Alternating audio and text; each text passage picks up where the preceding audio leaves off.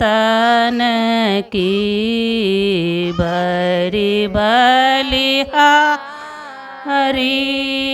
बरी बलिहारी बरी बलिहारी सब तन की बरी बलिहारी उनकी स्तुति के ही विधि कीजे मोरी मति अति नीचय नारी सब संतन की बरी बलिहारी दुख भंजन भव फांदन गंजन ज्ञान ध्यान निधि जग उपकारी बिंदु ध्यान विधि नाद ध्यान विधि सरल सरल जग में परचारी सब संतन की बरी बलिहारी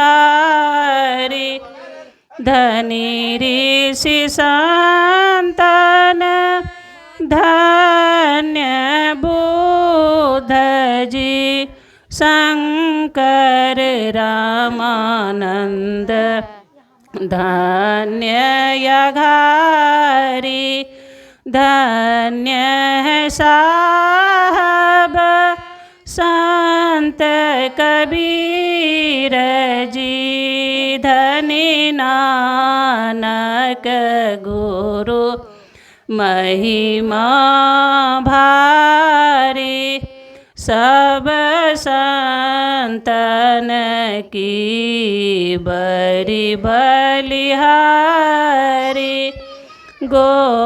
गोस्वामी श्री तुलसीदास जी तुलसी साहब अति उपकारी दादो सुंदर सूर स्वपचर भी जग जीवन पल टू भयहारी सब संतन की बरी बलिहारी सतगुरुदेवी अरुज भये हैं होंगे सब चर नन सिरधारी भजत में ही धन्य धन्य कही गई संत पद आशा सारी सब संतन की बरी बलिहारी प्रेम भक्ति गुरु दीजिए बीनवों कर जोरी पल पल छोहना छोरिए सुनिए गुरु मोरे युग युगान चाहूँ खाने में भ्रमी भ्रमी दुख भोरे पाए पुनिया जहूँ न रहूं इन्हते दूरी। पल पल मन माया रमे, कभू भी लगना होता। भक्ति भेद बिसरा रहे, दुख सही सही रोता। गुरु दयाल दया करी, दिए भेद बताई। माया भागी जीव के, दिए भाग जगाई। पर निज कछु नहीं है, जेहि बनई कमाई। सो बल तबहि पाबहु, गुरु होई सहाय। दृष्टि टिके श्रुति धुन रमे, आस करूं गुरु दया। भजन में मन आई सो रमे, जस राम सो माया। जोत जगे धुनि सुनि परे, श्रुति चढ़ई आकाशा। सार धुन में लीन होई, लहे निज घर वासा। निजपन की जत कल्पना, सब जाई मिटाई। मनसा वाचा कर्मणा, तुम में समाई। आसत्रा सजग के सब, सब बैरवने हूँ।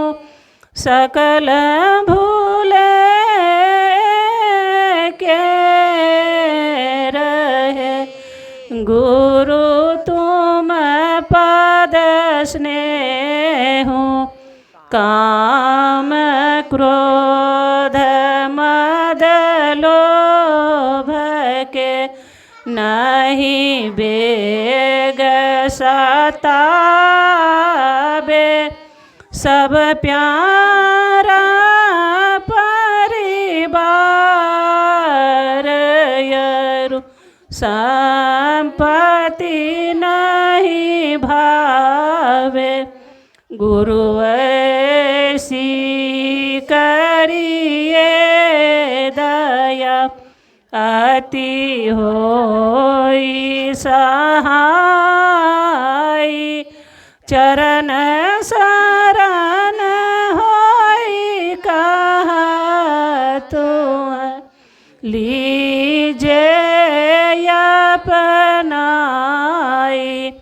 तुम्हारे ज्योत स्वरूप यरूं, तुम्हारे धुन रूप।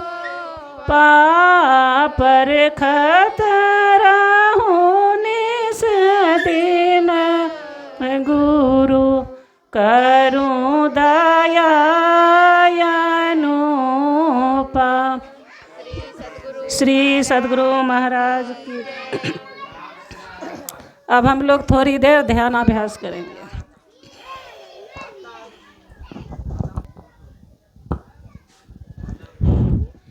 श्री सद्गुरु महाराज की जय। श्री सद्गुरु महाराज की जय। श्री सद्गुरु महाराज की जय। गोस्वामी तुलसीदास जी लिखते हैं, असुर, सुर, नाग, नर, यक्ष, गंधर्व, किन्नर, रजनीचर, सिद्ध, जे चापी अन्य। रामायण में लिखते हैं ना, कितनी गिनती की है, सबका नाम नाम ले लेकर के कह रहे हैं। असुर है उसके लिए भी ये सत्संग है, असुर के लिए भी सत्संग है। असुर है, सुर मतलब देवता, उसके लिए भी ये सत्संग है। यक्ष है उसके लिए भी सत्संग है। गंधर्व है, खग मतलब पक्षी, उसके लिए भी सत्संग है। पशु के लिए भी सत्संग है। रजनीचर मतलब राक्षस, निशिचर को, उसके लिए भी सत्संग है। अथवा जो सिद्ध हो गए हैं, जिन्होंने सब कुछ करके सिद्धि लाभ प्राप्त कर ली, जो सब कुछ प्राप्त कर लिया है, उसके लिए भी सत्संग है। और अंतिम में तुलसीदास जी को जब संतोष नहीं हुआ तो उन्होंने कहा अन्य कह दिया। अन्य जो भी कोई हो सकते हैं, अन्य जो भी कोई हैं, उन सब के लिए ये सत्संग रूपी सत्कर्म है। आइए ना माता जी, बैठ जाइए ना सत्संग में।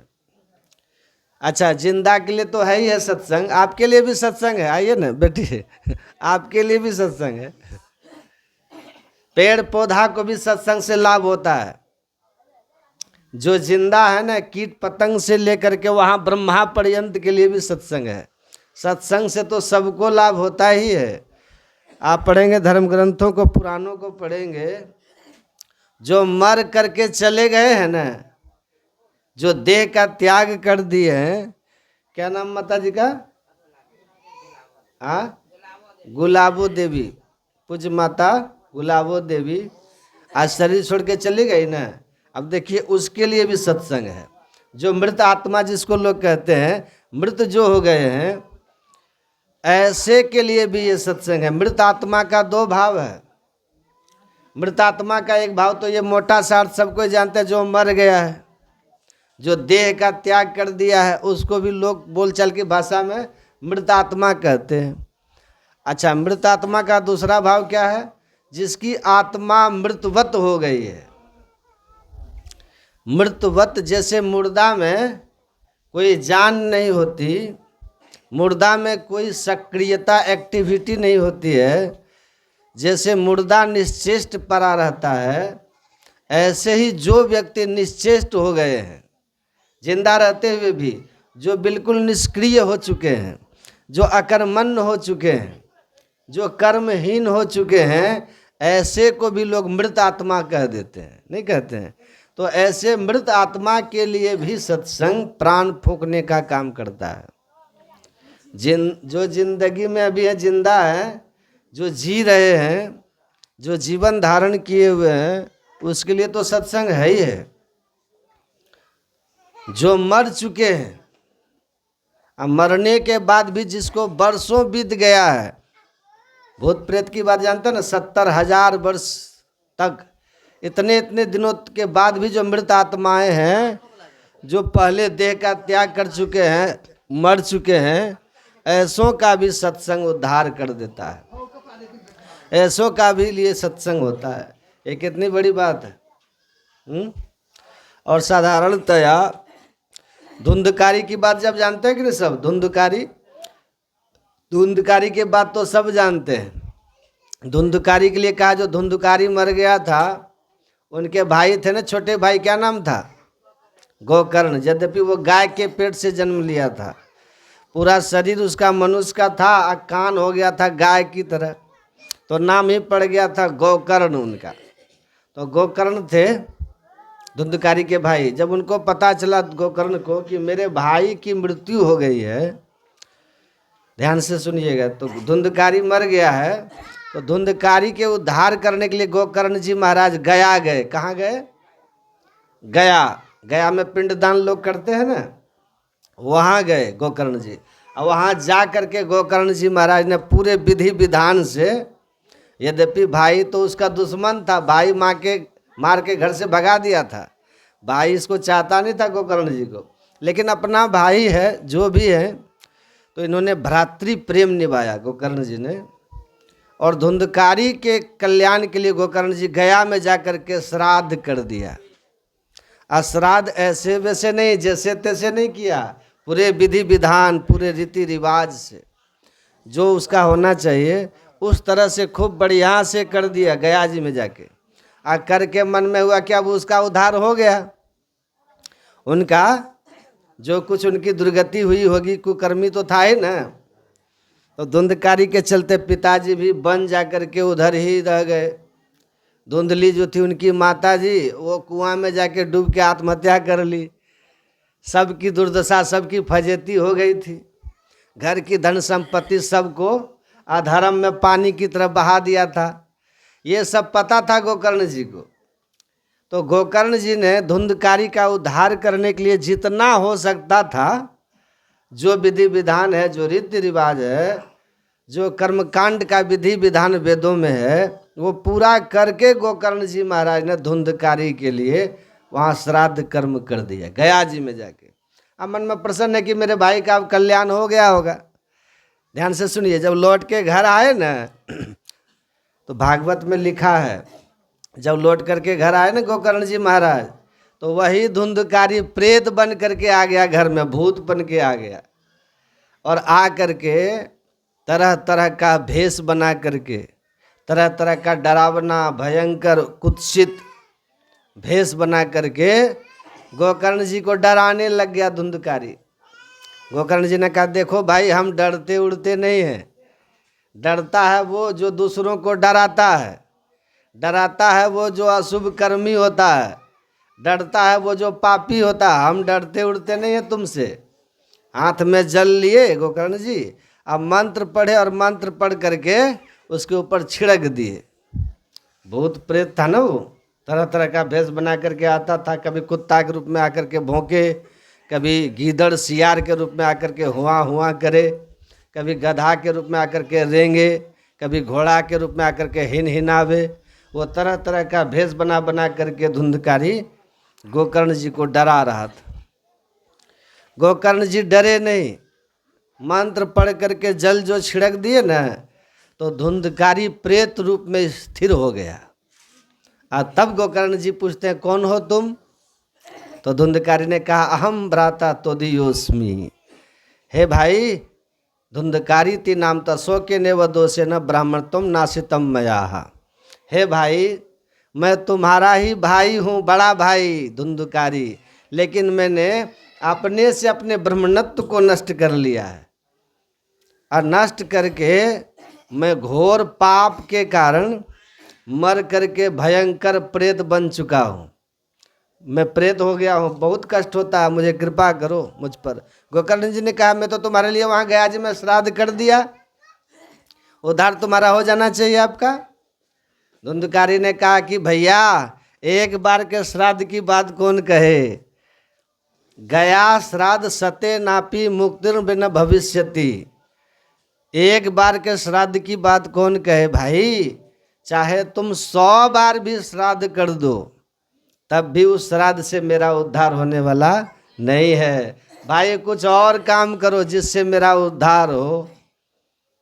अब क्या करें? कहा कि ठीक है, अभी रात है, तुम रहो, विश्राम करो कहीं, हम दिन में तुम्हारे लिए पता करते हैं। भोर हुआ, सवेरा दिन हुआ, तो गोकर्ण जी बस्ती में चले जाते हैं, गांव में। जो बस्ती में बड़े बड़े विद्वान लोग थे, कवि कवि थे, पंडित थे, सबसे गोकर्ण जी जाकर के मिले और कहा कि देखिए ना, मेरा भाई मर करके प्रेत हो गया है, आप उसके उद्धार का कोई उपाय बताइए। तो सबों ने एक स्वर में कहा कि श्राद्ध करो। कहा वो तो कर दिए गया जी में, घर में नहीं, गया जी में श्राद्ध कर दिए। पर धुंधकारी मेरा भाई ये कहता है कि भाई एक श्राद्ध की बात कौन कहे, 100 बार भी श्राद्ध करोगे तब भी मेरा कल्याण नहीं है। अब बताइए अब क्या करें? तब सभी ब्राह्मणों ने एक स्वर में कहा, तब तो इसका उद्धार नहीं हो सकता है, असंभव है। पर गोकर्ण जी संकल्प किया कि नहीं नहीं, चाहे जो भी हो जाए, मेरे भाई का उद्धार तो होना ही चाहिए। जब सब व्यक्ति हार गए, निरुत्तर हो गए और गोकर्ण जी निराश हो गए, तब गोकर्ण जी योगी थे ना, योगी थे, वो ध्यान करते थे, वो गए और सूर्य भगवान जो उगे हुए थे ना, अपने मंत्र बल से, योग बल से, सिद्धि बल से गोकर्ण जी ने, ऐसी कथा आती है, सूर्य भगवान की गति को रोक दिया गोकर्ण जी ने मंत्र शक्ति से। अथवा सूर्य भगवान को ज्ञान का देवता कहा गया है। तो सूर्य भगवान से गोकर्ण जी ने पूछा कि भगवान मेरे भाई का उद्धार कैसे होगा, आप ही बताइए। इस धरती पर तो सब असमर्थ हो गया बताने में, आप कृपा करके बतलाइए कि मेरे भाई का उद्धार कैसे होगा। तब सूर्य भगवान ने कहा था, गोकर्ण यदि वास्तव में तुम अपने भाई का कल्याण उद्धार चाहते हो न, एक ही उपाय है। सूर्य भगवान कहते हैं, और वो उपाय ये है कि अपने भाई के नाम पर सत्संग करो, कथा करो। लिखा है भागवत में, कथा करो, सत्संग करो। और सत्संग कहिए, कथा कहिए, एक ही बात है, अंतर नहीं है। कहा सत्संग करो। तब गोकर्ण जी गए हैं अपने ही दरवाजे पर, मंच बना करके, स्टेज बना करके, मंडप बना करके गोकर्ण जी वहीं पर अपने से उन्होंने 7 दिन तक सत्संग किया। सत्संग किया 7 दिन तक। हाँ, भागवत कथा। उसी 7 दिन के सत्संग के प्रभाव से, उसके भाव से, उसकी महिमा से जो धुंधकारी प्रेत बना हुआ था ना, प्रेत योनि से उसका उद्धार हो गया। अब वो देव तुल्य हो गया, देव सदृश हो गया धुंधकारी। प्रीतवासा घनश्याम मुकुटी कुंडला, ऐसे लिखा है भागवत में। एकदम देवता की तरह हो गया धुंधकारी, उसका उद्धार हो गया, कल्याण हो गया। वही तुलसीदास जी कहते हैं, जे चापी अन्य, मतलब चाहे असुर हो कि सुर हो कि नाग या नर हो, यक्ष गंधर्व किन्नर कोई भी हो कि खग मृग हो, कोई भी हो, ये सत्संग सबके लिए है ना। अच्छा, स्वामी राम तीर्थ की जीवनी आप पढ़िएगा ना। स्वामी राम तीर्थ टिहरी के जंगलों में रहा करते थे। टिहरी किधर है जानते हैं? ऋषिकेश से ऊपर है टिहरी, उधर टिहरी का क्षेत्र है। हम वहाँ गए हैं तो वहाँ स्वामी राम तीर्थ रहते थे। उधर रहते थे, अपना जंगलों में रह करके भजन करते थे, ध्यान करते थे, सत्संग करते थे। एक दिन स्वामी राम तीर्थ के मन में हुआ कि मैंने सुना है कि सत्संग की बड़ी महिमा है, मैंने सुना है कि सत्संग सबके लिए होता है ना, सबके लिए सत्संग है। तो ये जो पेड़ पौधा है, क्या इसके लिए भी सत्संग होता है? पेड़ पौधा के लिए सुनिएगा ध्यान से। स्वामी राम तीर्थ ने देखा कि सामने एक ठूठ पेड़ पड़ा हुआ था। ठूठ पेड़ समझते हैं? जड़ लगी हुई थी, मतलब अभी धरती से अलग हुआ नहीं था पेड़, धरती में ही गड़ा हुआ था, लेकिन ठूठ हो गया है, सूख गया है, वो पेड़ सूखा हुआ है। स्वामी राम तीर्थ गए पेड़ के पास, एक हाथ से पेड़ को पकड़ लिए। सुनिएगा ध्यान से, एक हाथ से पेड़ को पकड़ लिए और उन्मुनी अवस्था में, मतलब अपने योग मुद्रा में आकर के स्वामी राम तीर्थ ने क्या किया, आधा 1 घंटा तक पेड़ पकड़ के प्रवचन सुनाते रह गए।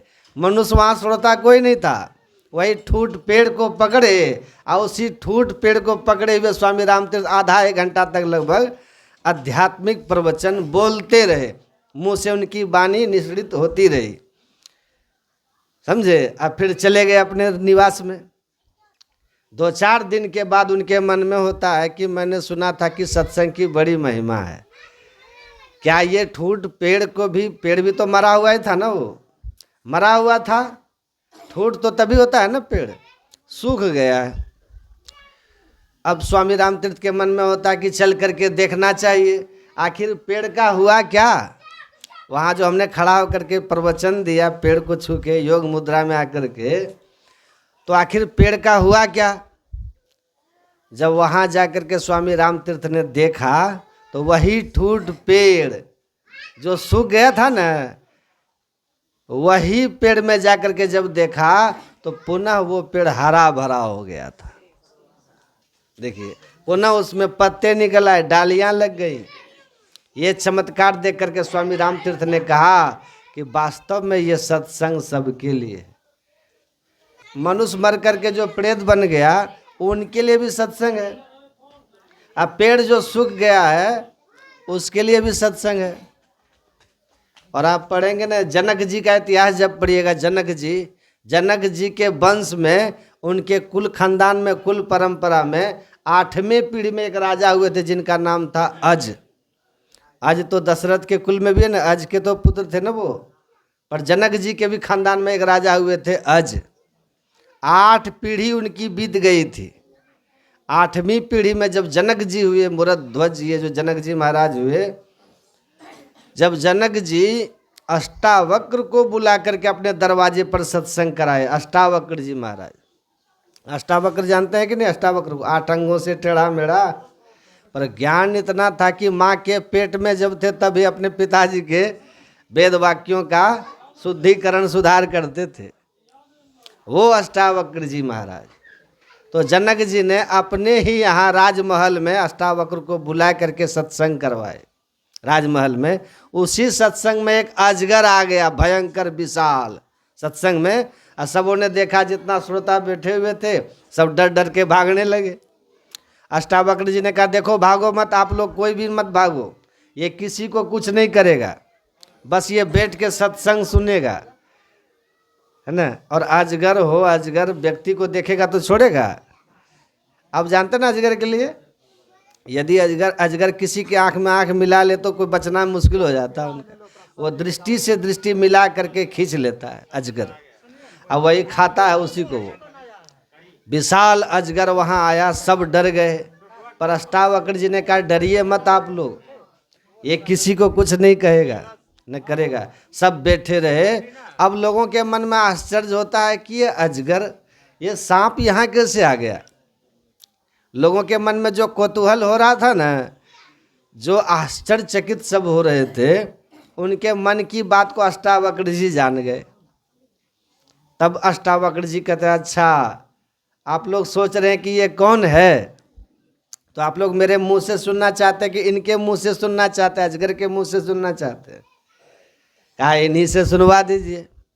तो अष्टावक्र जी ने उस अजगर का स्पर्श किया, अब पूछा कौन हो तुम? तब उसी ने कहा, अजगर ने, कि महाराज मैं इसी राजा जनक के 8वें पीढ़ी का सम्राट राजा अज हूँ। मैं अपने ही कृत कर्मों के फल से प्रारब्ध बस अजगर बन गया हूँ, लेकिन इसके कुल में कभी सत्संग जो नहीं हुआ ना, सत्संग नहीं होने के कारण अब तक मेरा उद्धार नहीं हुआ था। लेकिन इस बार जो इन्होंने आपको बुला के सत्संग करवाया है, इस सत्संग के प्रभाव से और सुन करके अब मेरा भी उद्धार हो जाएगा। देखिए कहाँ 8वीं पीढ़ी का कितना पुराना कपड़ा पड़ा हुआ है वो, और तब से वो अजगर पड़ा हो, कितना श्राद्ध कर्म, कितना पिंडदान, क्या क्या लोग किया, पर उद्धार हुआ नहीं हुआ। जैसे यहाँ पर सत्संग हुआ, उनको बुला करके, अष्टावक्र जी को बुला के सत्संग किए, उनका उद्धार हो गया। इसलिए तुलसीदास जी कहते हैं ये सत्संग सब ही सुलभ, सबके लिए है। ये सत्कर्म इसीलिए इसको कहते हैं कि ये सबके लिए है। एक कीड़ा मकोड़ा के लिए भी है, चिट्टी पिपरी के लिए भी है, पशु पक्षी के लिए भी है, जड़ चेतन सबके लिए सत्संग है। ये सत्संग बड़ा अद्भुत है। ये तुच्छ से तुच्छ के लिए भी है और विराट से विराट के लिए भी है। सत्संग से सबको लाभ होता है, हमें न, चाहे वो राक्षस हो, असुर हो, कि सुर हो, कि नर की नाग, कोई भी हो, ये सत्संग सबके लिए, इसलिए उसको सत्कर्म कहते हैं। सत्कर्म का मतलब जो सबके लिए समान लाभ दे, जो सबको लाभ दे, और जो सब दिन लाभप्रद हो। ये नहीं कि पहले लाभप्रद था अब लाभप्रद नहीं है, ऐसा भी नहीं। जो सब दिन लाभ दे और सबको लाभ दे, और मनुष्य को तो लाभ देता ही है। एक कहानी हमारे गुरु महाराज की जानते हैं कि नहीं आप लोग? हमारे सदगुरु महाराज जी उधर झारखंड साइड में, उधर बांका जिला है ना, बांका जिला में पंजवारा है ना, पंजवारा जानते हैं कि नहीं आप लोग? बांका जिला में पड़ता है। वही पंजवारा में, बांके जिला में ना, ऐसी कहानी है कि हमारे गुरु महाराज उधर से गुजर रहे थे तो कुछ युवक वहाँ आते। युवकों ने देखा गुरु महाराज को। युवकों की नज़रों में गुरु महाराज धंस गए। धंस कैसे गए? अपने व्यक्तित्व से, कृतित्व से। गुरु महाराज जी का तेज ऐसा था ना, सबकी नज़रों में नहीं चढ़ता है। ऐसे लोग कहते ना कि ये तो मेरे नज़र पे चढ़ गया है, कहते ना लोग, अब इसको हम छोड़ेंगे नहीं, ऐसा कहता है ना, नज़र में चढ़ गया है। तो नज़र पर लोग कब चढ़ते हैं? जब ऐसा कुछ कर देता है, बैर विरोध हो जाता, तब कहता नज़र में चढ़ गया तुम मेरा। लेकिन ऐसे जिनका कृतित्व महान हो, जिनका व्यक्तित्व महान हो, जो महान तेजस्वी हो, वो सबकी नज़रों में धंस जाते, सबकी नज़रों में चढ़ जाते।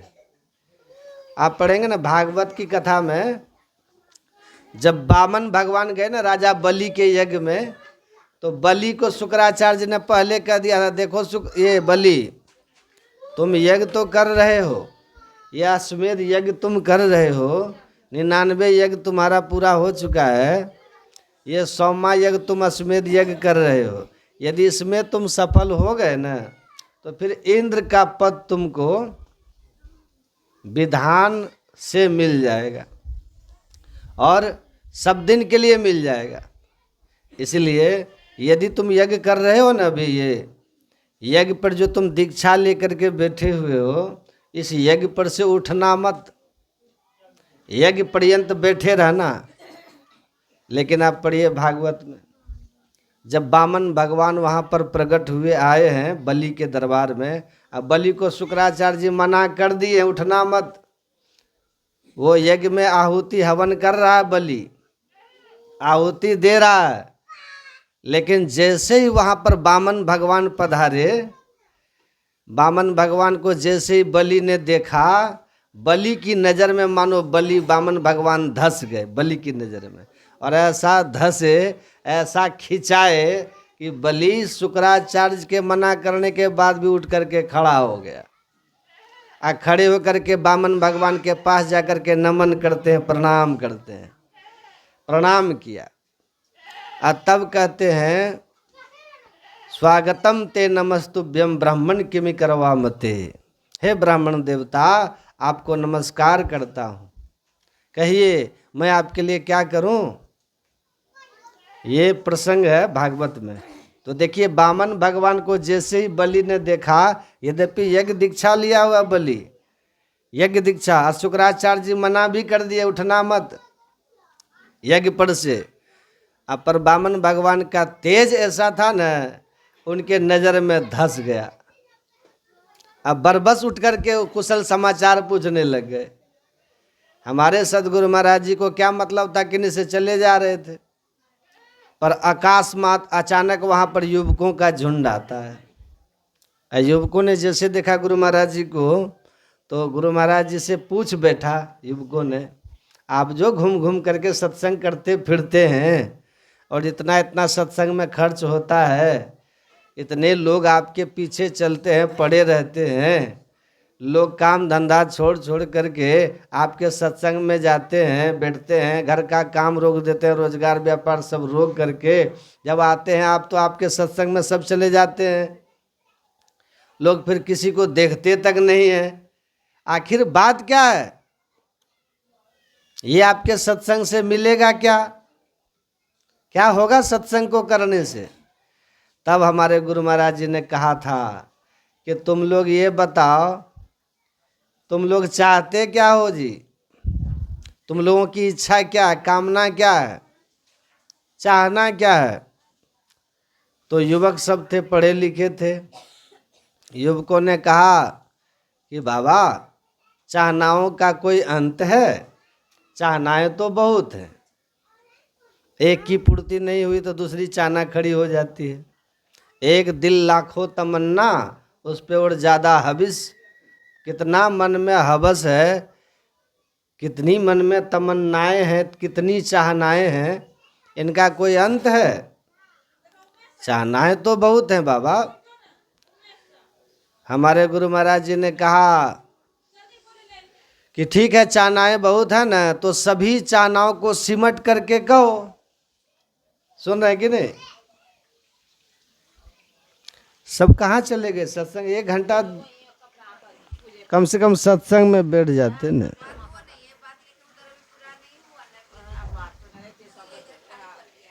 हाँ,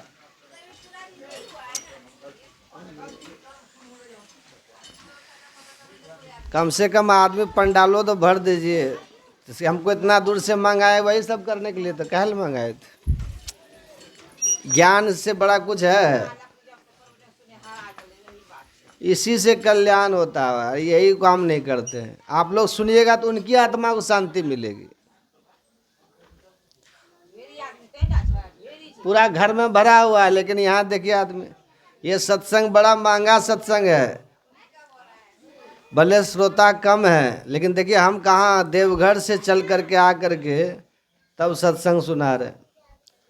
हम फिर रातों रात फिर हमको जाना है, कितना महंगा है सोचिए। तो हम वही चाहते हैं कि महंगा सत्संग है तो महंगी वाली बात आपको मिले, है ना। हम जो आपको सुना रहे हैं दिल से सुना रहे हैं, समझे। लेकिन आप लोग नहीं सुनिएगा, समा इधर उधर घूमिएगा तो क्या फायदा। तब फिर नहीं ये कराना चाहिए था। तब देखिए कितनी बड़ी बात है। हमारे गुरु महाराज जी ने कहा कि ठीक है, आप सब पढ़े लिखे लोग हैं ना, चाहनाओं का अंत नहीं है, बहुत चाहनाएं हैं, तो आप बताइए, चाहनाओं को सिमट करके आप लोग बताइए। चाहनाएं हैं बहुत, इच्छाएं हैं बहुत, उन सभी को समेट करके संक्षेप में, समास में कहिए क्या चाहिए आपको। तो पढ़े लिखे तो बहुत थे, पर संत के सामने चलता है कि नहीं का। संत जो बोलते हैं ना, संत का बोलना अनुभव का बोलना होता है। संत जो बोलते हैं वो अनुभूति की बात बोलते हैं। हमारे गुरु महाराज जी कहते हैं, मैं ही जो अनुभव ज्ञान हो तो अनुमान क्या करे। चाहे अनुभव जहाँ ज्ञान है वहाँ अनुमान क्या करेगा। पढ़े लिखे बहुत थे, कहा कहो क्या चाहिए, समास रूप में बोलो, संक्षेप में बोलो, समेट करके कहो आप लोगों को चाहिए क्या। सब निरुत्तर हो गया, कुछ नहीं बोल पाया। तब हमारे गुरु महाराज जी ने ही पूछा, अच्छा एक बात बताइए, आप लोग सभी संपत्ति चाहते हैं जीवन में कि विपत्ति चाहते हैं। संपत्ति या विपत्ति क्या चाहते हैं? तो विपत्ति कोई चाहेगा? कहा संपत्ति चाहते हैं बाबा, कहा संपत्ति हम चाहते हैं। अब फिर हमारे गुरु महाराज जी ने पूछा, आप संसार में रहते हैं, आप यशस्वी होकर के जीना चाहते हैं कि कलंकित होकर के जीना चाहते हैं? आप सुयश चाहते हैं कि अपयश चाहते हैं? तो अपयश कोई चाहेगा? कलंक का जीवन तो चोर को भी अच्छा नहीं लगता है। जो चोरी करते फिरता है ना, वो भी चाहता है कि लोग मेरा नाम ले। चोरी भले समय से कर लेगा, लेकिन लोगों के बीच जब जाता होता है कि मेरा सब नाम ले, भाव रहता है उसको। कलंकित जीवन चोर को भी अच्छा नहीं लगता। अपयश कोई नहीं चाहता। कहा हम तो सुयश चाहते हैं बाबा। फिर हमारे गुरु महाराज जी ने कहा कि आप सब शीलता चाहते हैं कि विनम्रता, ये शीलता चाहते हैं कि उदंडता चाहते हैं। उदंडता, उदंड व्यक्ति को कोई पसंद करता है? जो उदंड हो, बोलने में उदंड, व्यवहार में उदंड, जो हर काम में उदंडता का व्यवहार करे, उदंड व्यक्ति को कोई पसंद करता है? नहीं करता है। पर शीलवान को सब चाहते हैं, सदाचारी को, जिनकी बोली मधुर है, जिनका व्यवहार मधुर है, जिनकी करनी धरनी बड़ा मर्यादित होता है ना, ऐसे व्यक्ति को लोग बड़ा पसंद करते हैं। तो सबों ने कहा हमें तो शीलता चाहिए महाराज। फिर गुरु महाराज जी पूछते हैं, अच्छा एक बात आप लोग बताइए, आप सुबुद्धि चाहते हैं, सुमति चाहते हैं कि कुबुद्धि कुमति चाहते हैं? आप कुबुद्धि चाहते हैं कि सुबुद्धि चाहते हैं? कुबुद्धि कोई चाहेगा? कहा हम सुबुद्धि चाहते हैं। फिर गुरु महाराज जी ने पूछा, आप सुगति चाहते हैं कि दुर्गति चाहते हैं? कहा सुगति चाहते हैं बाबा। तब गुरु महाराज जी बोले आप सब तो पढ़े लिखे लोग हैं ना, ये 5 बातें हुई, सुयश, संपत्ति, सुबुद्धि, सुशीलता और सदगति, है ना। ये 5 यदि किसी को मिल जाए और क्या बचा शेष, सो बताइए। 5 के बाद कुछ बचता है? यदि ये 5 किन्हीं को मिल जाए, सुबुद्धि ही किसी को मिल जाए, असुमति वही सुबुद्धि किसी को मिल जाए, असंपत्ति किन्हीं को मिल जाए, शीलता किन्हीं के जीवन में हो जाए, सुयश जीवन में हो जाए, और मृत्यु के बाद व्यक्ति की सदगति हो जाए, अब कहिए क्या बचा? कुछ बचा? हमारे गुरु महाराज जी ने कहा उन लोगों को, यदि 5 चीजें किसी व्यक्ति को मिल जाए ना, फिर उनको और कुछ भी पाना बाकी नहीं रहता। मनुष्य मात्र को ये 5 चाहिए। तब गुरु महाराज जी ने कहा आप लोग हिंदू हो करके, सनातनी हो करके अपने को सनातनी कहते हो, अपने को हिंदू कहते हो, वैदिक धर्मावलंबी कहते हो, रामायण को तुम लोग पढ़ते नहीं हो। हिंदू हो करके, सनातनी हो करके रामायण को देखते नहीं, रामायण को पढ़ते नहीं। रामायण कितना उत्तम ग्रंथ है, रामायण में ही लिखा है, पढ़ो। अब तो लोग रामायण भी पढ़ते हैं ना, तो रामायण को भी पढ़ करके उससे दुर्गुण निकालते हैं। लेकिन रामायण किस बात को भूल जाते? इस बात को, बाल का आदि उत्तर का अंत पढ़े पंडित बूझे संत। पढ़ लेता है लोग, लेकिन समझना बड़ा कठिन है रामायण को। गुरु महाराज जी का लोग रामायण नहीं पढ़ते। गुरु महाराज ने कहा रामायण में ही लिखा, पढ़िए। तुलसीदास जी ने पहले लिख दिया, जलचर थलचर नभचर नाना, अजय जड़ चेतन जीव जहाना, मति की रति गति भूति भलाई, जब जही जतन जहाँ जही पाई, सो जानब सत्संग प्रभाव, लोक हो वेद न आन पाओ। ये देखिए, मति मतलब सुमति, मति कीरति मतलब सुयश, गति मतलब सुगति, भूति मतलब ऐश्वर्य संपत्ति, भलाई मतलब शीलता। ये 5 चीजें जब भी व्यक्ति को एक साथ मिलती है ना, तो लोक हो वेद न आन पाओ। लोक में और वेद में दूसरा किसी उपाय का वर्णन नहीं है। ये जब भी 5 मिलेगा, जब जही जतन जहाँ जही पाई, असो जानब सत्संग प्रभाव। एकमात्र सत्संग के द्वारा ये 5 मिलता है, और दूसरा कोई उपाय नहीं। तो ये मनुष्य के लिए भी है। जो मनुष्य जो इच्छा रखते हो, यदि वो सत्संग ठीक ठीक करे अंतर बाहर, तो उनको सब कुछ मिलता है। सत्संग को सुने, तुलसीदास जी कहते हैं ना, सुनी असमुझही जन मुदित मन, मज्जही अति अनुराग। परिणाम क्या होगा? लहही 4 फल अछत तनु, साधु समाज प्रयाग। यदि कोई सत्संग वचन को श्रद्धा प्रेम से सुने, समझे और निधिध्यासन करे, हृदंगम करे, तो तुलसीदास जी कहते हैं, जीते जी मरने के पहले तन रहते 4 फल मिलता है। कौन कौन? अर्थ धर्म काम और मोक्ष, ये 4 फल मिल जाता है। और जीते जी मिलने का भाव क्या है? जीते जी मिलने का भाव ये है कि वो फल दिखाई भी पड़ेगा आपको, वो फल देखने में आएगा आपको। ऐसा नहीं कि लोग कहें कि सत्संग करो, अब मरोगे तो इसका फल मिलेगा, ये भाव नहीं है इसका।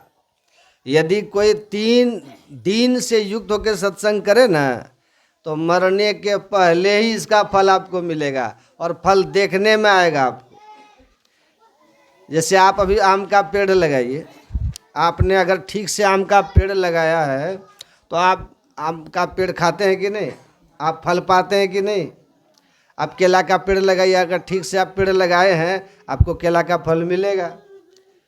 आप मकान बनाते हैं, यदि आपने ठीक ठीक विधि विधान से मकान बनाना शुरू किया, तो मकान बना करके देख भी लेते हैं आप। इसी तरह से तुलसीदास जी कहते हैं, और सभी संत महापुरुष कहते हैं, जो ठीक ठीक सत्संग को करे, सत्संग वचन को ठीक ठीक से सुने, और सुन करके समझे, और समझ करके करे, तो उनको फल देखने में आएगा। समझ रहे हैं बात? फल आपको देखने में आएगा। एक बात और है, सत्संग सुनने से भी फल होता है। समझ रहे हैं? और सत्संग वचन को सुन करके जो समझते हैं ना व्यक्ति, जो मनन चिंतन करते रहते हैं, उसका भी फल होता है, लेकिन तब तक ये फल देखने में नहीं आएगा। सत्संग को हम सुनते रहे, सुने और सुन करके वो समझ भी लिए, इसका भी फल हुआ, लेकिन फल ये देखने में आपको नहीं आएगा। तो फल देखने में कब आएगा? यदि आप सत्संग के फल को देखना चाहते हैं, सत्संग के फल को आप देखें, सत्संग के फल को आप पाना चाहते हैं, ये फल आपको देखने में कब आएगा? तुलसीदास जी लिख दिए, वर्णन कर दिए हैं। तुलसीदास जी कहते हैं, मज्जन फल देखिए तत्काला। पढ़ते हैं ना हम लोग, जब मज्जन कीजिएगा ना तब तत्काल फल आपको देखने में आ जाएगा।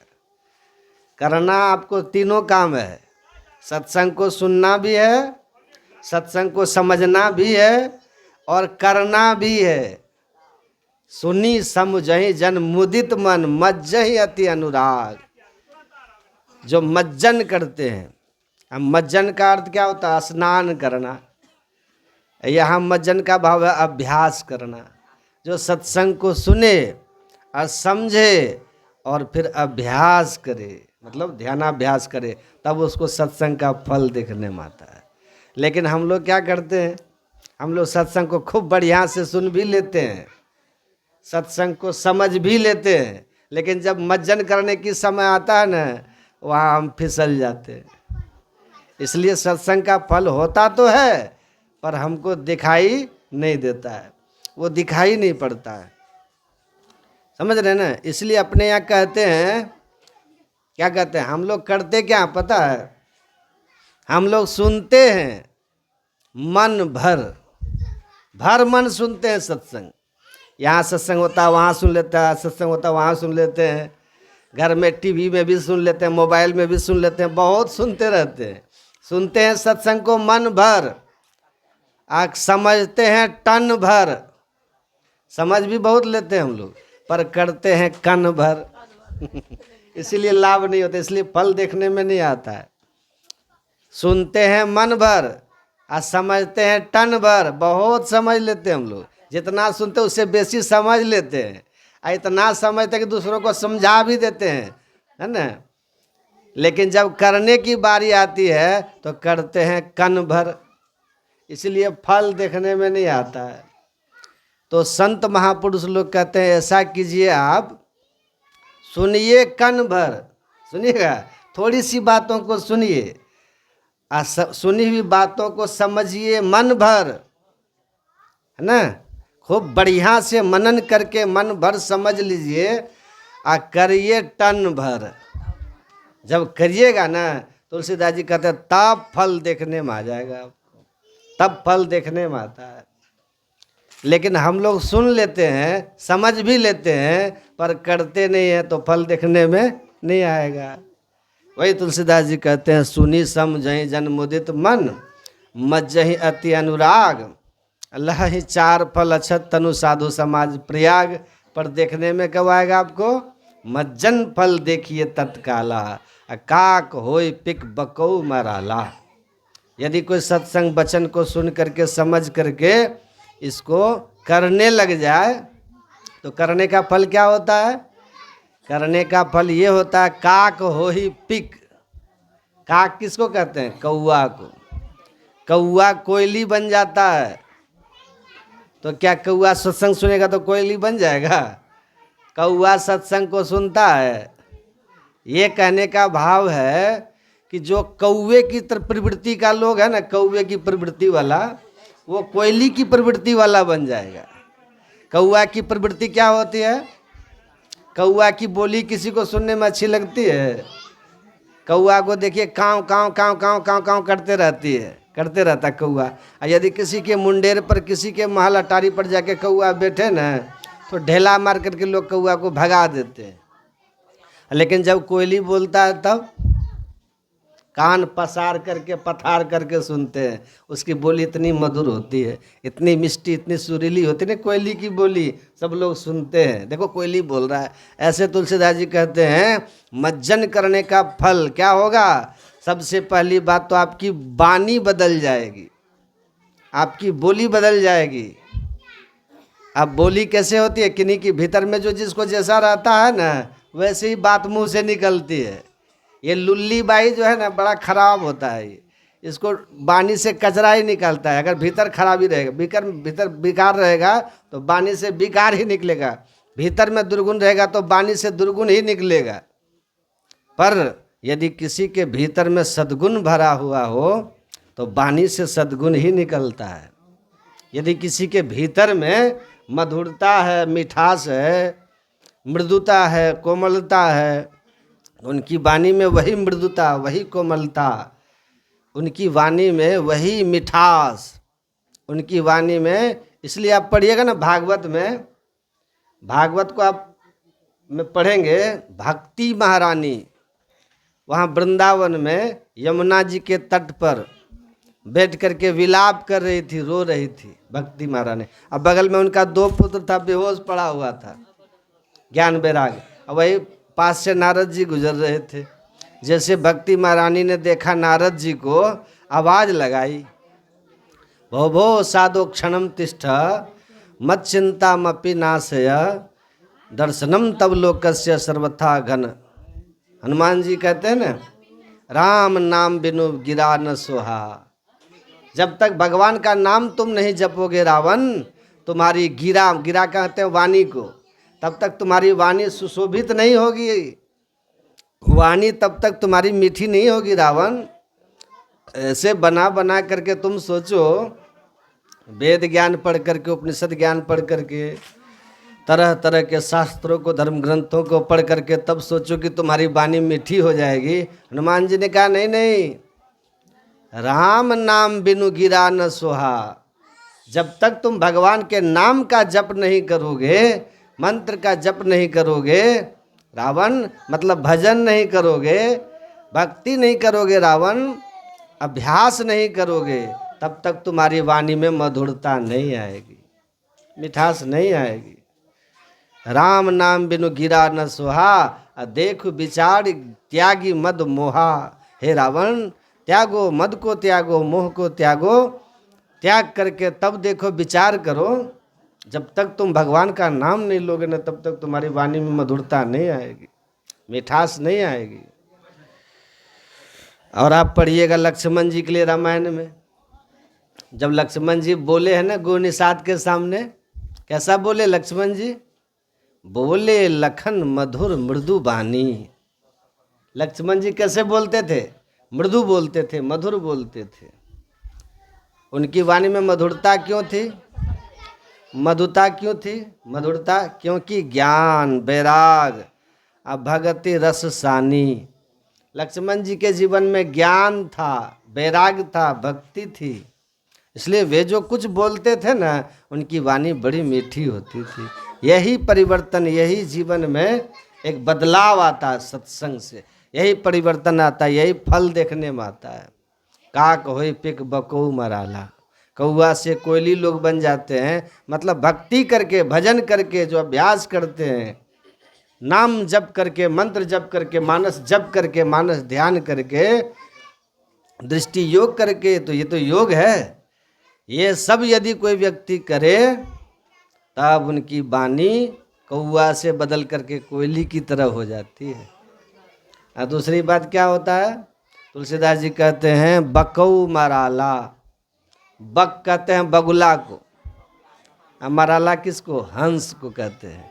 आप कभी काल देखिएगा ना बगुला को देखिएगा आप, बगुला एकदम पानी के किनारे कहीं तालाब के तट पर ये थोड़े से पानी में खड़ा होता है बगुला, और बिल्कुल सीधा खड़ा रहता है और आँख को जैसे बंद कर लेता है, बिल्कुल सीधा खड़ा रहता है बगुला। और उसको दूर से व्यक्ति देखे ना तो लगता है जैसे बगुला ध्यान कर रहा है। ध्यान करता है बगुला, ध्यान करता है, जैसे मछली की प्रतीक्षा करता है। जैसे मछली सामने आती बस टप से मछली को पकड़ लेता है, मछली खा लेता है बगुला। लेकिन उधर देखिएगा हंस को, हंस भी देखने में बगुला की तरह होता है। अब बगुला पानी में रहता तो हंस भी पानी में ही रहता है, लेकिन वहाँ पर बगुला मछली पकड़ता है और हंस वहाँ पर मोती चुगता रहता है। ऐसे ही जो व्यक्ति सत्संग करते रहते हैं और सत्संग के वचन को सुनते हैं, तो सत्संगी भी संसार में रहते हैं और संसारी भी संसार में ही रहते हैं। पर दोनों के रहने में फर्क क्या होता है? संसारी रहते हैं बगुला की तरह और सत्संगी रहते हैं हंस की तरह। सत्संगी कैसे रहते हैं? हंस की तरह रहते हैं। हंस का गुण क्या है? वही, वो मछली नहीं पकड़ेगा, वो मोती चुगता है। मतलब दुर्गुण को छोड़ करके वो सद्गुण पकड़ता है। तो सत्संगी संसार में रहेंगे, मतलब दुर्गुण को त्याग करके। हंस का गुण वही ना है, वो मछली नहीं पकड़ेगा, वो मोती चुगता है।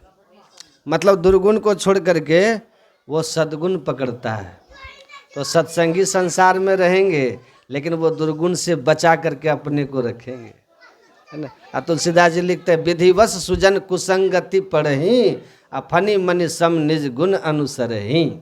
कभी काल ऐसा भी होता है कि संजोग बसात, संजोग से कभी काल ऐसा होता है किसी कारण से, किसी न किसी तरह से कभी काल सज्जन व्यक्ति भी दुर्जनों के संग में, कुसंग में चले जाता है। पर कुसंग में जाने के बाद भी, जैसे हंस कभी मछली नहीं खाता, वो जब भी खाएगा तो मोती को चुगेगा, ऐसे ही सज्जन पुरुष भी, जो असल में सत्संगी होगा, जो अभ्यासी पुरुष होते हैं ना, वो दुर्जनों के संग में जा कर के भी दुर्गुण को धारण नहीं करते हैं। वही कहते हैं, विधि बस सुजन कुसंगति पढ़ही। कुसंग में पड़ जाने के बाद भी वो कुसंग के दोष को, दुर्गुण को, अवगुण को धारण नहीं करते हैं, वो सद्गुण ही धारण करते हैं। समझ रहे हैं कि नहीं? और आप हंस को देखिएगा, आप हंस के सामने में पानी और दूध मिला करके रख दीजिए, हंस क्या करता है? कितना भी पानी दूध मिला हुआ क्यों न हो, हंस क्या करेगा? उसमें से दूध को पी लेता है, अब पानी को छोड़ देता है। ऐसे ही जो सत्संगी साधक होते हैं ना, जो वास्तव में श्रोता होते हैं, वो क्या करते हैं? जड़ से चेतन को अलग कर लेते हैं। शरीर क्या है? जड़। आत्मा चेतन। ध्यान करके, अभ्यास करके, आप, हम जो जीवात्मा है ना, चेतन है जीवात्मा, और शरीर है हमारा जड़। हम हैं चेतन और शरीर है जड़। घटना क्या घट गई है? हम सब जो जीवात्मा है ना, चेतन है, ये जड़ शरीर के बंधन में हम लोग आ गए हैं, बंधन में पड़ गए हैं। तो जो हंस प्रवृत्ति के लोग होते हैं ना, वो सत्संग सुन करके, समझ करके, दीक्षा ले करके और बैठ करके अभ्यास करके जड़ से चेतन को अलग कर लेते हैं। एक ही दिन में नहीं होता, पर अभ्यास करते करते साधक देखते हैं, पहले जप करने लग जाते हैं। जप करते करते सभी नाम से वो छूट जाता है। स्थूल नाम से अगर छूटना हो तो उसके लिए मानस जप कीजिए, और स्थूल रूप से छूटने के लिए मानस ध्यान कीजिए, इष्ट रूप का ध्यान कीजिए, इससे छूट जाइएगा। और जब दृष्टि योग की साधना कीजिएगा तो 10 इंद्रियों से आप छूट जाइएगा। 5 कर्म के इंद्रियाँ, 5 ज्ञान के इंद्रियाँ, जो दृष्टि योग की साधना करते हैं ना, जो बिंदु ध्यान करते हैं, बिंदु ध्यान करने वाले साधक 10 इंद्रियों से छूट जाते हैं। और जो नाद साधना कर लेते तब क्या होता है? वो साधक भीतर के 4 इंद्रियों से भी छूट जाता है, मन बुद्धि चित्त अहंकार से भी छूट जाता है, बस अकेले हो जाता है। फिर क्या होता है? न जानाति सशीतोषणम न सुखम न दुखम तथा न मानं नावमानं च संचत्वात् समाधिना अवस्थात्रय मनवेति न चित्तं योगिनं सदा जाग्रं निद्रा विनिर्मुक्त स्वरूपावस्थिता मयात्। वो सभी इंद्रियों से छूट जाते हैं, भीतर की 4 इंद्रियों से भी छूट जाते हैं, समाधि में चले जाते हैं, बस अकेले हो गया। वो मन भी जड़ है, बुद्धि भी जड़, अहंकार भी जड़, सब जड़ छूट जाता है। और चेतन ये जीव अकेले रह करके अपनी पहचान कर लेता है, ये हंस की प्रवृत्ति होती है। तो तुलसीदास जी कहते हैं जो हंस की प्रवृत्ति वाले लोग होते हैं उनको फल देखने में आता है, जो अभ्यास करेंगे उसको फल देखने में आएगा। तो ये सत्संग सबके लिए है। ये तो मनुष्य की बात है। पढ़िए ना भागवत में, जब सुखदेव जी कथा सुनाने के लिए गए ना परीक्षित जी को वहाँ शुक्रताल में बट वृक्ष के नीचे, तो वहाँ पर इंद्र अमृत का कलश लेकर के आया हुआ था और सुखदेव जी से कहा कि जो कथा परीक्षित को सुनाने जा रहे हैं ना, वो कथा इनको मत सुना करके हमको सुना दीजिए। देखिए देवता भी चाहता है सत्संग। तो सुखदेव जी ने कहा था कि इंद्र, यदि तुमको सत्संग ही सुनना है, कथा ही सुनना था, तो आकर के बैठ के सुन लेता। ये क्या बात है कि इसको सुनने मत दीजिए, हमको सुना दीजिए। ये तुम्हारे दुष्प्रवृत्ति है, ये तुम्हारा दुष्चरित्र है इंद्र। ऊंच निवास नीच करतूती, देखी न सके पढ़ाई विभूति। ऊंची स्थान में रहते हो लेकिन दूसरों की उन्नति देखना नहीं चाहते हो। सुखदेव जी ने बहुत कस के डांटा इंद्र को, भगा दिया इंद्र को। तो देवता भी चाहते हैं सत्संग। और आप भागवत में पढ़िएगा ना, सुखदेव जी का प्रसंग जब आप पढ़ेंगे, सुखदेव जी ने खुद अपने लिए लिखा है। परीक्षित से सुखदेव जी ने कहा, राजन परिनिष्ठतोपि निर्गुण्य, मेरी पहुँच तो निर्गुण तक है। मैं निर्गुण ब्रह्म का दर्शन करता हूँ, मैं निर्गुण का दर्शन करता हूँ, लेकिन ये सत्संग में जो उत्तम श्लोक भगवान का चरित्र होता है ना, उसमें इतना आकर्षण है कि मुझे बरबस खींच लेता है। तो मनुष्य के लिए भी सत्संग है। और सुखदेव जो सिद्ध पुरुष हैं, जो सुखदेव अब उनको कुछ करना बाकी नहीं है, वो सुखदेव जी कहते कि मुझे भी सत्संग में बहुत मन लगता है। उत्तम श्लोक लीलया गृहित चेता राजर्षि, हे राजर्षि परीक्षित, ये भगवान की कथा, भगवान का सत्संग मेरे चित्त को खींच लेता है। रामायण में है ना लिखा हुआ, जीवन मुक्त ब्रह्म पर चरित्र सुनहि तजि ध्यान, अजय हरि कथा न करहि रति तिनके ही पाषाण। जो जीवन मुक्त महापुरुष होते हैं, मतलब जो ईश्वर को पा करके इसी देह में रह करके मुक्त हो चुके हैं, अब जिनको कुछ भी करना बाकी नहीं है, ऐसे महापुरुष भी समाधि को सुख के छोड़ करके सत्संग सुनते हैं। सोचिए कितनी महिमा सत्संग की। और हम लोग गुरु महाराज की जीवनी पढ़िए। सदगुरु महाराज जी रोज कुप्पा घाट में जब रहते थे, जैसे 3 बजता था, स्तुति विनती करवा करके ग्रंथ पाठ करवाते थे। दोपहर में कभी योग वशिष्ठ का पाठ होता था, कभी वाल्मीकि रामायण का पाठ करके राम का चरित्र सुनते थे, कभी पर श्री रामचरितमानस का पाठ करवाते थे, कहीं पर कभी सुख सागर का पाठ करवाते थे। मतलब तरह तरह का ग्रंथ पाठ होते रहता था और गुरु महाराज जी सुनते रहते थे। देखिए पदावली में हमारे गुरु महाराज जी लिख भी दिए हैं, पढ़ते ना हम लोग पदावली में, पलहू नहीं अनत चैन आ सत्संग में दिवस रैन। जो सदगुरु महाराज जी ये कहते हैं, अलख अगम अनाम सो सतपद सुरत रली। देखिए अब पायो पद निर्वाण, गुरु महाराज क्या पाए हुए हैं। जो हमारे सदगुरु महाराज जी ये कहते हैं, जो अलख अगम परमात्मा का परम पद है ना, उसको मैंने पा लिया है। अब वो देखिए क्या करें, पलहू नहीं अनत चैन आ सत्संग में दिवस रैन। हमारे गुरु महाराज जी कहते हैं सत्संग मेरी श्वास है। अच्छा, श्वास के बिना कोई रह पाएगा? भोजन के बिना तो 2-4 दिन रह लीजिएगा। अपने देश में एक महापुरुष अभी हैं, उनको आप देखते होंगे टीवी में, अवधूत कोई है मध्य प्रदेश में, वो 3-4 साल से भोजन नहीं किए, दौड़ते हैं। वो माँ नर्मदा का जल पीते हैं, दौड़ते रहते हैं। तो अन्न के बिना भी व्यक्ति रह सकता है, जल के बिना भी लोग रह सकते हैं, पर श्वास के बिना रह पाइएगा? श्वास के बिना नहीं रह पाइएगा। हमारे गुरु महाराज जी कहते थे सत्संग मेरी श्वास है। अच्छा, जब अति वृद्ध गुरु महाराज जब हो गए थे ना, अति वृद्ध, तब शिष्य सब कहते थे, साथ वाले कहते थे, सरकार अब तो अति वृद्ध हो गए, अब जहाँ तहाँ जा कर के बाहर में सत्संग करना, अव्यवस्था कुव्यवस्था में रहना उचित नहीं है हुजूर। यहीं कुप्पा घाट में रह करके सत्संग किया जाए। तब हमारे गुरु महाराज जी ने कहा था, एक बात बताओ, बैठे बैठे सड़ जाना अच्छा है कि सत्संग करते करते मर जाना अच्छा है?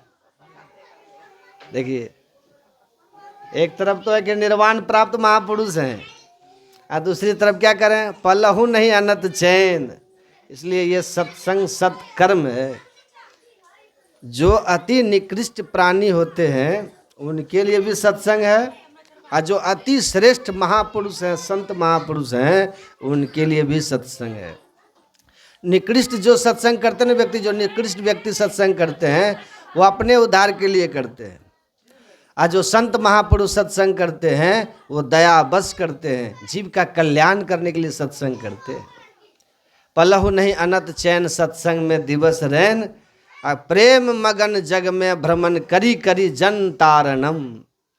जन कहते हैं भक्त को, जो भक्त होते हैं ना, भ्रमण कर कर के संत, ऐसे संत उनका उद्धार करते हैं भक्त का। लेकिन है सत्संग सबके लिए। और इस आँख से जिन्होंने भगवान का दर्शन भी कर लिया है ना, उनको भगवान ने कहा मांगो वरदान। तो आप पढ़िएगा, आपको आश्चर्य लगेगा, भगवान का दर्शन हो गया इस आँख से उनको। और जब भगवान ने कहा मांगो वरदान, तो सत्संग ही वरदान मांगा है। जब ध्रुव जी 6 महीना तक बहुत तंग किए, तप किए, तो सत्संग ही वरदान मांगा है। कौन मांगा है? जब ध्रुव जी 6 महीना तक बहुत तप किया, बिल्कुल निराहार रह करके, और श्वास भी लेना ध्रुव जी ने जब छोड़ दिया, श्वास की गति को भी रोक करके ध्रुव जी ने भजन किया, तब किया। जब भगवान का दर्शन ध्रुव जी को हो गया, तब भगवान ने ध्रुव जी से कहा कि ध्रुव वरदान मांगो। भगवान सामने खड़े हैं, हरि भगवान, हरि भगवान सामने खड़े हैं। और जब ध्रुव से कहा वरदान मांगो, तो ध्रुव जी ने जो वरदान मांगा पढ़िएगा। ध्रुव जी ने कहा कि प्रभु भक्ति मोह प्रवृत्ताम तो में प्रसंगो, कुया धनम तमाता ममला से आनाम, हे नाम जसो नमुरु भसनम भवाब्धिम निःसे भगवत गुण कथामृत पान मत्तः।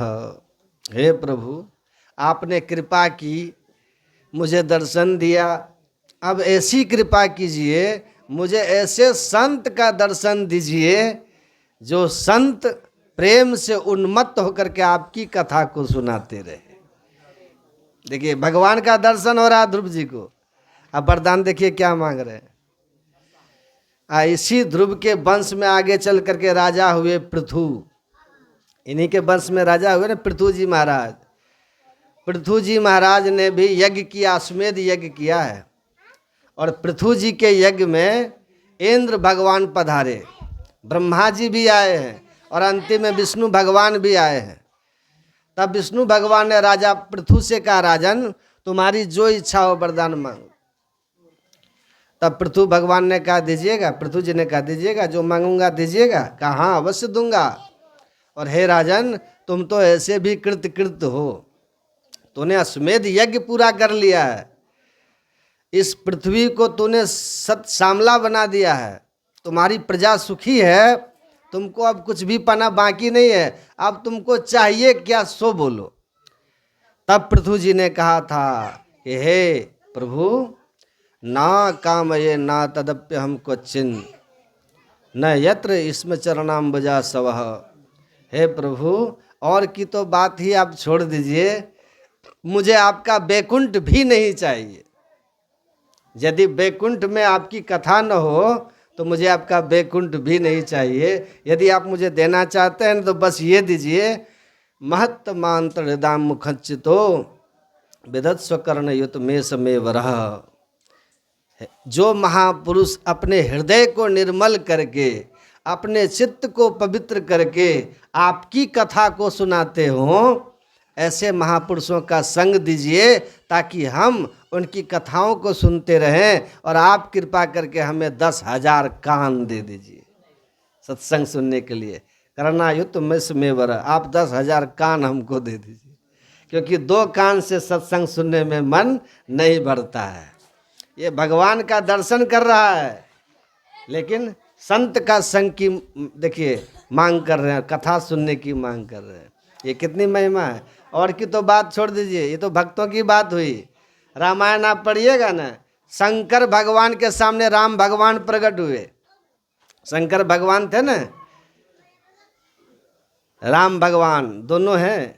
राम भगवान प्रकट हुए शंकर भगवान के सामने, तो मानो राम भगवान ने शंकर भगवान से कहा कि शंकर जी, आप यदि मुझसे कुछ वरदान मांगना चाहें तो मांग लीजिए। शंकर भगवान ने कहा आप दीजिएगा? कहा हाँ अवश्य देंगे, बोलिए क्या चाहिए। तो वहीं पर शंकर भगवान ने वरदान मांगा था, क्या? बार बार बर मांगहु हरस देहु श्री रंग। सत्संग की इच्छा मन में जागृत हो जाए कि सत्संग हम करते, सत्संग में हम जाते, ये भी भावना किसी के मन में अगर हो जाए ना, तब भी उसको मानव तन ही मिलता है। कितनी बड़ी महिमा है। और सत्संग का जो सबसे बड़ा लाभ है वो ईश्वर का दर्शन है। तो छोटा मोटा सब लाभ होते होते ईश्वर का दर्शन भी हो जाता है। और ईश्वर दर्शन के बाद भी सत्संग के प्रति व्यक्ति का, महापुरुषों का लगाव होता है। इसलिए सत्संग को सत्कर्म कहते हैं। तो ये सबके लिए है और सब दिन के लिए है ना। सबके लिए मतलब कीट पतंग से लेकर के ब्रह्म पर्यंत, ब्रह्मा पर्यंत सबके लिए है। और सब दिन कहने का मतलब जब हम नीच से नीच प्रवृत्ति के होते तब भी सत्संग के लिए, सत्संग हमारे लिए है। और जब ईश्वर का दर्शन करके महान से महान बन गए तब भी सत्संग हमारे लिए है। ये सत्संग सबके लिए, सब दिन के लिए है। यही सत्संग की महिमा है।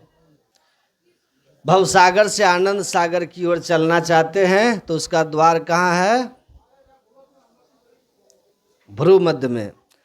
देखिए आंख बंद करते हैं, क्या दिखता है? अंधकार।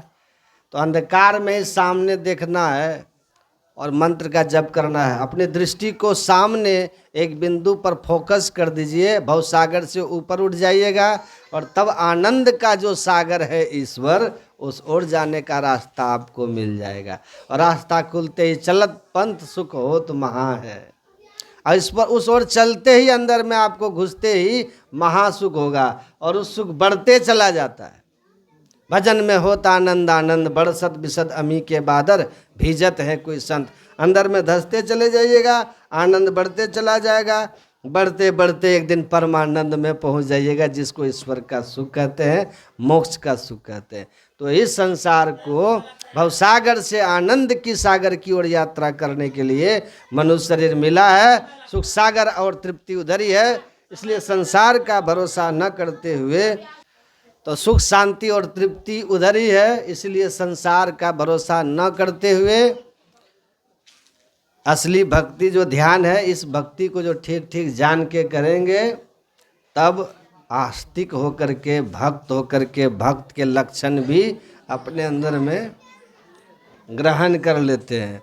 ऐसे भक्त अपना तो भला करते ही हैं, दूसरों के लिए भी उदाहरण बन जाते हैं और दूसरों को भी भगवान के प्रति आस्था जोड़ते हैं, है ना। आस्था जोड़ते हैं, इनकी बड़ी महिमा होती है। इसीलिए सब संतन की बड़ी बलिहारी। तो बड़ी महिमा है गुरु महाराज की कि हम लोगों को ऐसा दुर्लभ और दिव्य ज्ञान बड़ा ही सहज और सरल ढंग से समझा दिया है। और लाखों लाख लोगों को इसमें लगा दिया है गुरु महाराज जी ने। महर्षि में ही परमहंस जी जो महाराज थे, ये पूरब के क्षेत्र में जिधर हम लोग रहते हैं, हिंदी भाषी क्षेत्र में, और नेपाल के क्षेत्र में धर्म के लिए बहुत ही उत्तम काम किए हैं। और शोषित, दबे, कुचले, पिछड़े, अनपढ़, नर नारी सब के अंदर में गुरु महाराज ने वैदिक धर्म का, सनातन धर्म का अलख जगा दिया है और करोड़ों लोग को वैष्णव बना दिया। ऐसे महान संत की परंपरा के हम लोग हैं। समझ रहे हैं कि नहीं? ऐसे महान संत के हम लोग शिष्य हैं। तो गुरु महाराज की महती कृपा है कि लोगों को हमारे गुरुदेव ने पवित्र जीवन सिखाया। ये जीवन पवित्रता गुरु महाराज के कारण है कि नहीं है? और नहीं तो आजकल देखते हैं जो खाओ पियो जगाओ भगाओ, यही नहीं होता है। गुरु महाराज जी ने ये पवित्रता का जीवन हम लोगों को सिखाया है और उस जीवन के कारण हम लोग शुद्ध पवित्र हैं, शांति से जी रहे हैं। तो बड़ी महिमा है गुरु महाराज की। ऐसे महान संत के ज्ञान को जो पकड़े रहेंगे वह एक दिन अवश्य ही गुरु कृपा से मोक्ष के अधिकारी बनेंगे। बस भक्ति बीज बिन से नहीं, ये आपको पता है। ये भक्ति का असली बीज हम लोगों को प्राप्त है। इस बीज को खाद पानी देते रहिए और अगल बगल बकरी आदि से बचाते रहिए, पाप कर्म से बचते रहिए, है ना। तो देखिएगा, समझ रहे हैं कि नहीं आप लोग? मतलब ध्यान सत्संग करते रहिए, आप पाप कर्म से अपने को बचा के रखिए। भक्ति बीज बढ़ते जाएगा, एक दिन जिसमें मोक्ष का फल लग जाएगा, खा के तृप्त हो जाइएगा, दूसरे को भी तृप्त कर पाइएगा। सबका शुभ हो, मंगल हो, कल्याण हो। ऐसे पावन सत्संग में हम लोग बैठे, मुझे आने का सौभाग्य मिला। आप सब लोगों के लिए धन्यवाद मुझे बुलाने के लिए। सबका कल्याण हो, गुरु महाराज से प्रार्थना करते हैं। और पूज्य माता जी, क्या नाम था? गुलाबो माता, स्वर्गीय गुलाबो माता जी जहाँ भी हों, गुरु महाराज अपनी कृपा छाया में उनको रखें और उनका परम कल्याण करें। बोलिए प्रेम से श्री सद्गुरु महाराज की जय। अब एक आगो भजन गा के जो करना है कर दीजिए।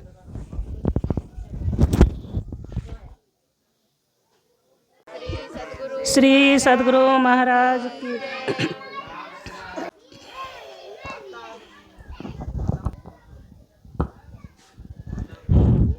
श्री सद्गुरु महाराज की जय। श्री सद्गुरु महाराज की जय।